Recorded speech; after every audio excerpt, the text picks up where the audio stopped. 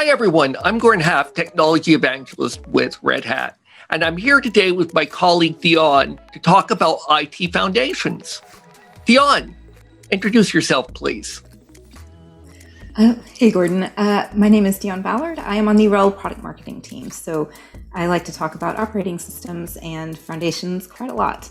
That's part of my job. So I have to get this out of the way first. That sounds pretty boring, but I'm guessing you disagree with that. No, I mean, I see the point for that. It's sort of like a chair or car insurance. You really don't think about it because it's boring until the minute it is not boring, and then it becomes the only thing you can think about.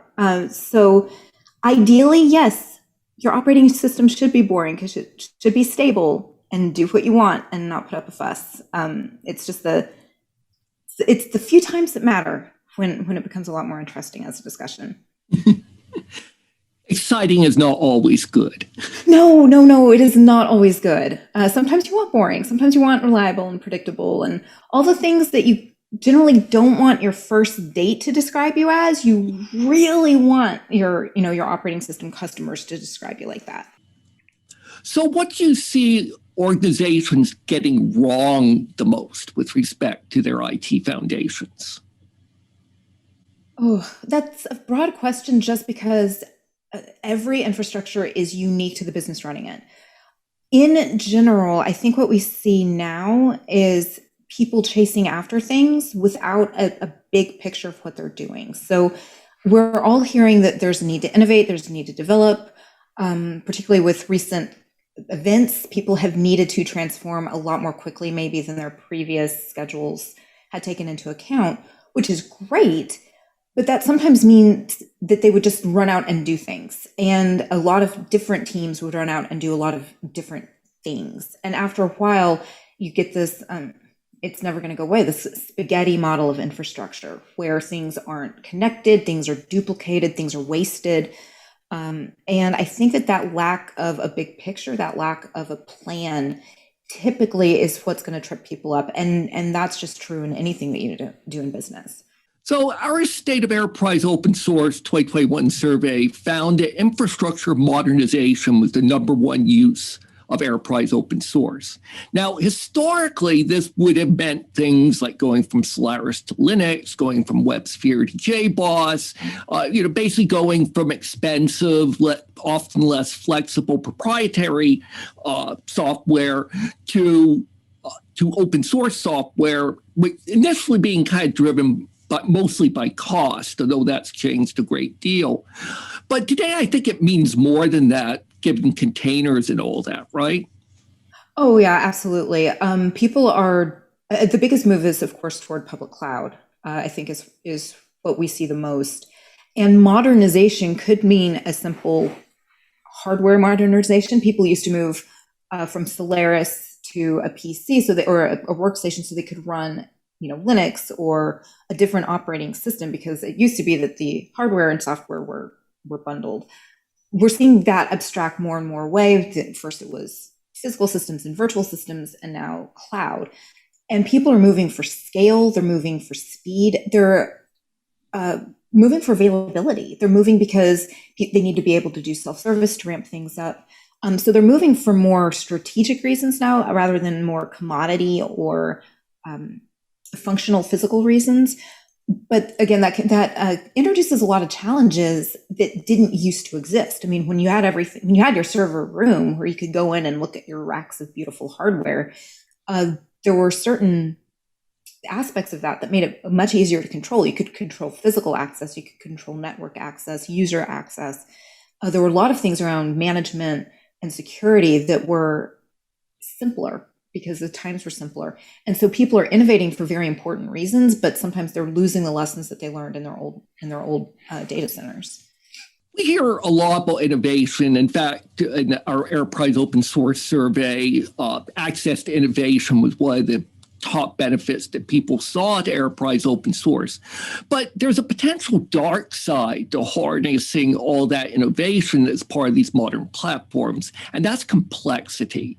How do you deal with that? You have to do it by simplifying where you can. This is what I was talking about before with people don't have projects spinning up and they don't know where they're going. One thing that I've heard a lot of customers say is they'll have a team and they'll have a guy with a credit card and he goes up and he spins up an AWS instance, and a different team with a different project is working in Azure and someone else is working in Google, and they may not know it. And they're all trying to access the same data, or they're all generating data that they all ultimately rely on. And you hit these problems of you have different types of applications running in different places. You have different management tools. You have different data structures. You have all of this that is compounded because everything is siloed. It's easy and it's accessible, but it's separate. And this is where we talk a lot about the difference between multi-cloud and hybrid cloud. And quite frankly, nobody really defines any of these realistically. But I think looking at it as a continuum, it's a goal. How much control do you have over your environment? So when you can standardize, when you can automate wherever possible, like say with the operating system, but where you can get that layer of consistency, it brings control into these areas that are inherently disparate and inherently complex with different environments and tools to work with. And I think that you have to simplify where you can, because we are moving toward more complex environments. And it's, in that sense, it's just going to get worse. It's just going to get bigger. It's just going to get more sprawling. And so that's where being intentional, having a plan, having these best practices can make a huge difference in what you do. I found that over the years, hybrid clouds have often been talked about in this context of some idealized end state, which probably doesn't exist in any organization in the world. So to be clear, we're talking about practical goals here. Practical goals. Oh yeah, like if you read the hype, especially from a couple of years ago, I mean, it sounds magical. It sounds amazing. What is a single pane of glass where you can have one place to look and you have all these environments. You may not even know where everything is because everything is so nicely integrated. And I think we all know in practice that never lasts. It's kind of like organizing your pantry. It's great for about 3.5 seconds. But in reality, you're going to have projects that come up and come down. You're going to have shifts in data. You're going to have something like, a worldwide pandemic, or you're going to have some kind of disruption in your industry where everything you do needs to pivot, and whatever beautiful plans you had 5 minutes ago aren't going to survive. But I think having a more practical thing, again, outlining best practices, outlining the components that you want to be standard, and then the ones that can be adapted as needed, it can really help to provide that kind of guidance, those kind of principles, without trying to be so prescriptive that your environment becomes brittle or simply unattainable. And I think that that's the challenge that people are trying to balance right now. So an organization has standardized and simplified their IT foundation. At least they've given it the old college try at any rate. What benefits should they expect to see at this point? Was it all worth it? Oh, it will be in a couple of areas. So when you have a standard environment, that allows you to automate. And I know that that's the word that we kick around a lot, but automation, depending on the area that you're looking at, it can save time investments easily over 90% for your administrators. It can tie in with other processes. What that does is automation, it's not just we have a robot doing things. It applies consistency. It can apply policies. So if you're having, say, an IoT environment where you have 100,000 edge devices, or if you're having a new cloud instance spinning up where you want to be able to dynamically scale those instances according to demand, you want everything to be consistent, because otherwise you don't have an environment, you have 100,000 environments you're trying to manage.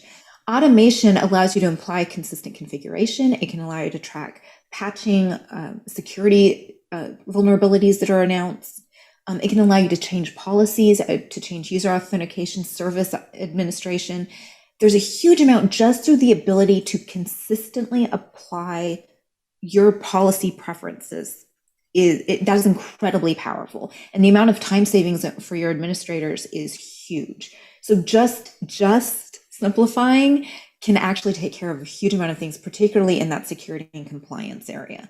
And that is incredibly powerful over time. Well, thank you, Deon. Oh, thank you. It was a pleasure talking to you, Gordon.